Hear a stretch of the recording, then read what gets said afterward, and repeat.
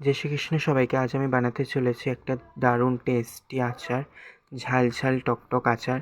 ফার্স্টে এখানে আমি 3টে আম নিয়েছি। আমগুলোকে ছাড়িয়ে ভালো করে গ্রেটারে গ্রেট করে নিচ্ছি। ঠিক এই সাইজের গ্রেটারে গ্রেট করে নিতে হবে, বড় বড় করে গ্রেট করে নিতে হবে। তাই জন্য আমি এই সাইজের গ্রেটারে গ্রেট করে নিচ্ছি।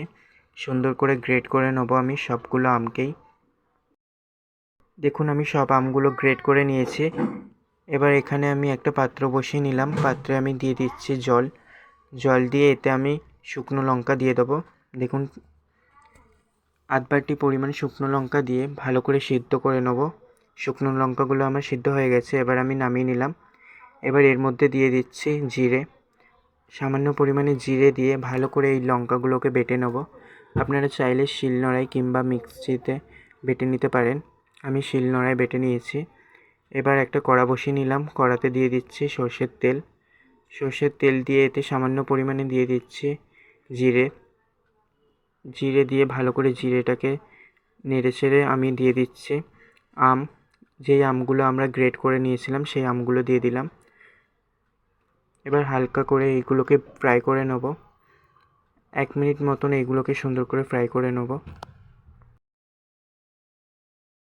দেখুন ঠিক এইভাবে সুন্দর করে নেড়েচেড়ে আমি ফ্রাই করে নিচ্ছি। আপনারা অবশ্যই ট্রাই করতে পারেন এই আচার, ঝাল টক আচার খুবই টেস্টি, খেতেও দুর্দান্ত। এবার আমি লঙ্কা বাটাটা দিয়ে দিলাম, দিয়ে দিচ্ছি 1 চামচ পরিমাণ নুন। ভালো করে নেড়ে নিচ্ছি, খুব সুন্দর করে মিশিয়ে নেব।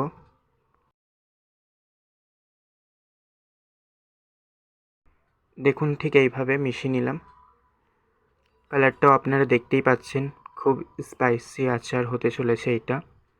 আপনারা অবশ্যই এই আচারটাই তৈরি করে প্রায় 1 বছরের বেশিও সংগ্রহ করে রাখতে পারেন। খুবই দুর্দান্ত এবং গরম ভাতের সাথে খুবই দারুণ লাগবে খেতে।